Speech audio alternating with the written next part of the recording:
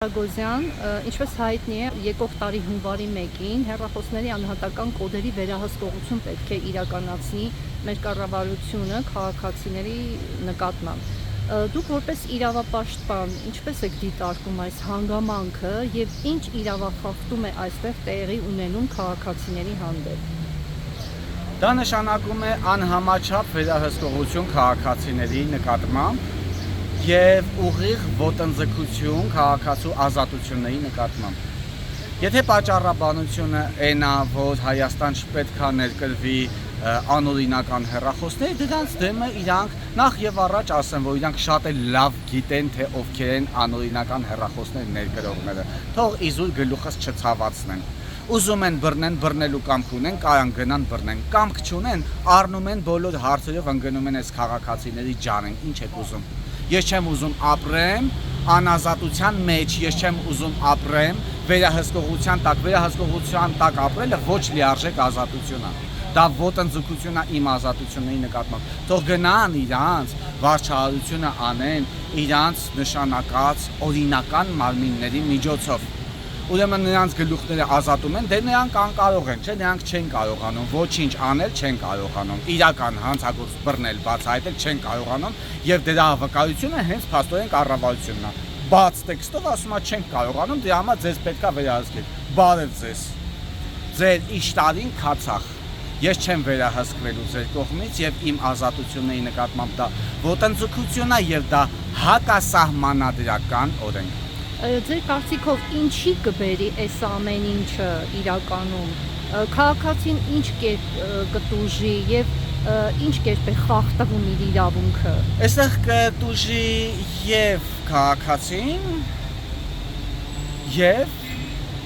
պետությունը, որովհետեւ արդյունքում հարված է ստանում ժողովրդավարությունը, սա դեմ է ժողովրդավարության բոլոր սկզբունքներին եւ չունեն գեթ մեկ ժողովրդավարական երկիր, որտեղ նման պրակտիկա գոյություն ունենա։ Մտնում են քաղաքացու անձնական կյանք, մտնում են քաղաքացու գրպանը, մտնում են քաղաքացու հեռախոսի մեջ, ինչը անթույլատրելի է եւ արդյունքում ստեղծվում է մի համակարգ, որը բավականին ռիսկային է եւ պարարտ հողաստեղծում կիբերհանցագործությունների համար։ Ես ասեմ, որ չկան անխոցելի համակարգեր։ Այդ շտեմարանը, որ իրանք ուզում են ստեղծեն, որտեղ ներառված պետք է լինի քաղաքացիների անձնական տվյալները, ասենք օրինակ անձնագիր եւ այլն, դրան էլ գումարած հեռախոսի անհատական կոդ, սա պարարտ հող է ուղղակի կիբերհանցագործների համար եւ նրանք ընդհանրապես աշխարհում հնարավոր չի ստեղծել մի նմանատիպ համակարգ, որը լինի ուղղակի անխոցելի։ Եկա ներեք, էլի բանկերներ են ասում, որ իբրև թե իրանք անխոցելի են, բայց տեսնում ենք բանկերում տեղի ունեցած սեղծարարությունների թիվը, հա։ Հիմա դրանք այդ համակարգը շտեմարան կոչվածը վստահեցնում են, որ անպայմանորեն թիրախավորվելու է կիբերհանցագործների կողմից, մենք ընկնելու ենք խնդիրների մեջ, հետագայում պետությունը ելնելով պրակտիկայից եմ ասում, որ մեղադրելու են մեզ, որովհետև մենք տվել ենք այս ինչը, մեր համար դա գլխացավանք լինելուց բացի, տուժում է մեր ազատությունը եւ ուղիղ ոտնձգություն է մեր իրավունքների նկատմամբ եւ ես չեմ ուզում ապրեմ վերահսկողության տակ։ Չհիմնավորված վերահսկողության տակ ես չեմ ուզում ապրեմ, որովհետեւ իրանք անկարող են, որովհետեւ իրանց մարմինները փաստորեն չեն կարողանում այդ անօրինական ներհոսքը կանխել։ Կարողություններից զուրկ են բոլոր պետական համակարգերը, ցավոք սրտի սա փաստ է,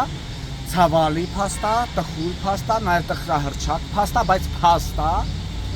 Սրտի ցավով եմ բարձրաձայնում այս մասին, բայց մենք բարձրաձայնում ենք միայն ու միայն մի նպատակով, որ այդ խնդիրները այդ համակարգերից վերացնենք։ Մենք բարձրաձայնում ենք այն նպատակով, որ նրանք ազդվեն, աշխատեն խնդրի վրա, խնդիրը գնալով փոքրանա եւ անհետանա, բայց փաստորեն իրանց երեսը գուցե պինդա, բայց չէ, մեր երեսը ավելի պինդա, այս բանը թույլ չենք տալու, սա խայտառակություն է, սա անօրինականություն է, սա հարված է հասցնում եւ քաղաքացու ազատություններին եւ Հայաստանի Հանրապետության ժողովրդավարությանը եւ աշխարհի որևէ նորից եմ ասում երկրում որևէ ժողովրդավարական երկրում չկա նման պրակտիկա։ Ձեր կարծիքով պետության միտումը ո՞րն է, պարոն Կարագոզյան։ Ուղղակի հենց անհատապես քաղաքացիներին վերահսկելու ցանկություն կա։ Հեռախոսները լսելու, նրա գտնվելու վայրը իմանալու կներեք, ես չեմ ուզում իմանալ, որ ես շաբաթ կիրակի օրերը ենթադրենք գնում եմ սունկ հավաքելու։ Չնայած ես այդ մասին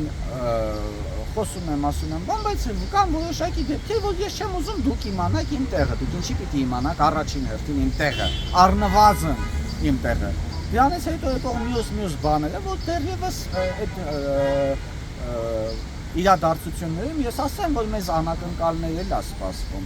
Ես չեմ կարծում, որ նրանք ամեն ինչ այդպես թափանցիկ ներկայացնում են մեզ, որ իմանանք այդտեղ ինչ ռիսկեր ու վտանգներ կա։ Այո, ես ունեմ նմանատիպ կասկածներ։ Ինչի, որովհետև իրանք ապաշնոր են, որովհետև ցանկացած դեպքում, երբ որ նրանք ուզել են ունքը բուժեն, փոխարենը հանել են աչքը։ Իսկ այդ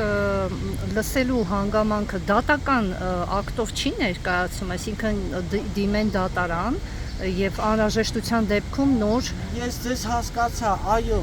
պետք է այդպես լինի, այո, այդպես լինում է ժողովրդավարական երկրներում, բայց հիմա եթե օրինագիծ են մշակում, որ անհատական կոդերը պետք է տրամադրեք, այսինքն ամեն ինչը տրամադրում են։ Էլ հիմա անհրաժեշտություն կա դատարան դիմել, դա այդ ճանապարհը արդեն դառնում է անպետք եւ այդ ճանապարհը դառնում է կույրաղիկ։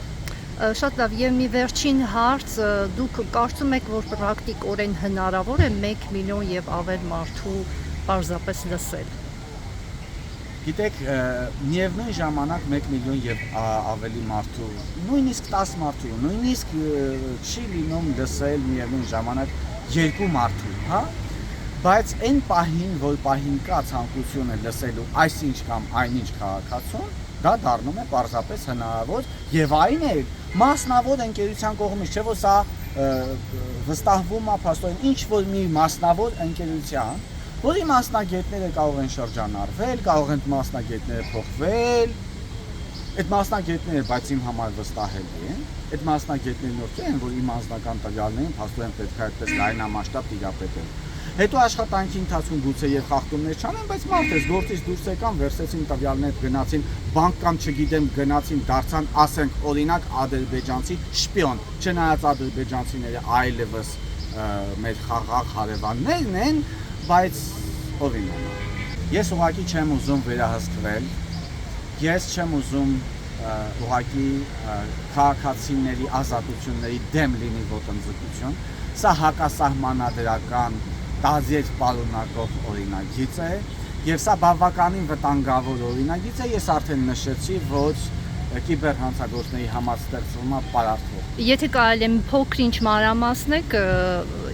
ինչ ձևով դա կիրականացվի,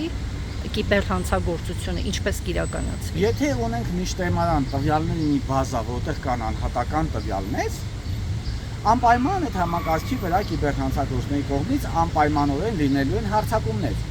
Բայց ես ասեմ, որ չկան ընդհանրապես տեխնիկական համակարգեր, որոնց կոտրելը բացառվի, ինչ որ մեկը չկա, որ ինքը կարողանա կանգնի ասի, այդ համակարգը կամ